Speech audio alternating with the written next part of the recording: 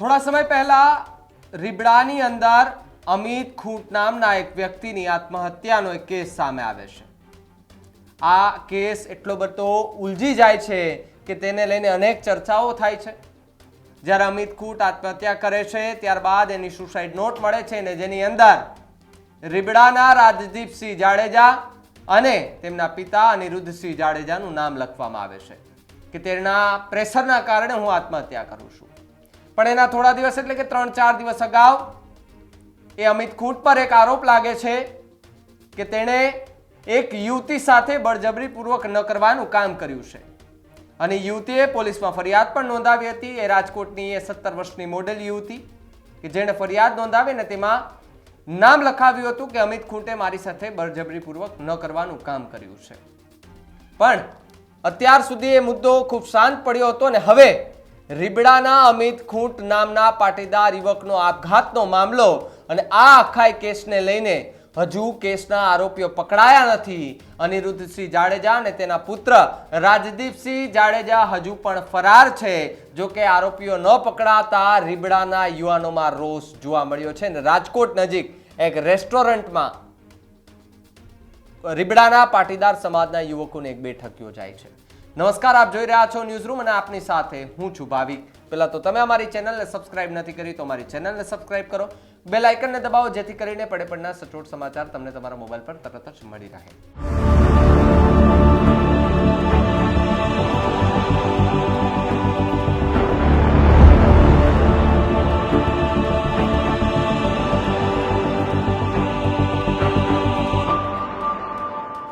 રાજકોટના પાળ મવડી રોડ પર વગડ ચોકડી નજીક એક રેસ્ટોરન્ટમાં પાટીદાર સમાજના યુવકોની બેઠક યોજાઈ છે।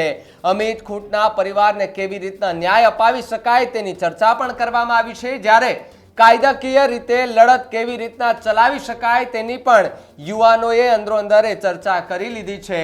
રીબડા ગામના પાટીદાર યુવકોની બેઠક આ યોજાઈ હતી ને આ બેઠકના કારણે ફરી એકવાર ચર્ચાએ જોર પકડ્યું છે કે ગોંડલ અને રીબડામાં શું કઈ નવા જૂની થવા જઈ રહી છે કે કેમ। કારણ કે અમિત ખૂંટે આરોપો લગાવ્યા હતા, હજી સુધી પોલીસે કોઈ આરોપીઓની ધરપકડ નથી કરી। રીબડાના અમિત ખૂંટ નામના પાટીદાર યુવકનો એ આપઘાતનો મામલો છે તે વચ્ચે થોડા દિવસ પહેલા ખૂબ ચગ્યો હતો। જો કે હજુ સુધી એમનો પરિવાર ન્યાયની માંગણી કરી રહ્યો છે, હજુ સુધી એમને ન્યાય નથી મળ્યો।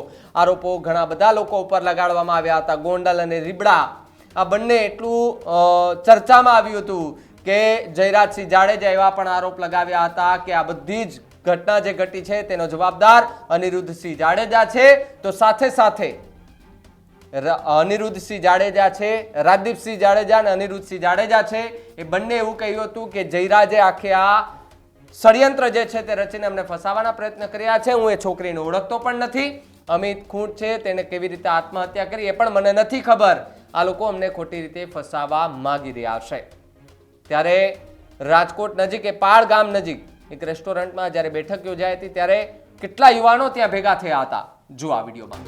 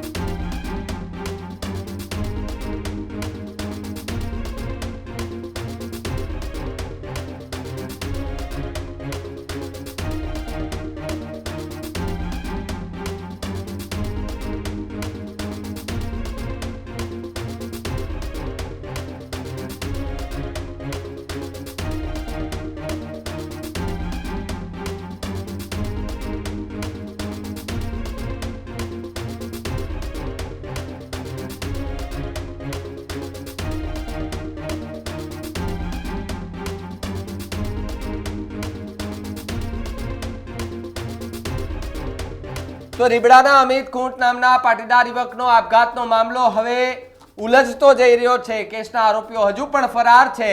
અનિરુદ્ધસિંહ જાડેજા અને તેમના પુત્ર રાજદીપસિંહ જાડેજા હજુ પણ ફરાર છે। જો કે આરોપીઓ ન પકડાતા રીબડા ગામના યુવાનોમાં રોષ જોવા મળ્યો છે રાજકોટના એ પાડમવડી રોડ પર વગડ ચોકડી નજીક રેસ્ટોરન્ટમાં એક બેઠક યોજાઈ હતી.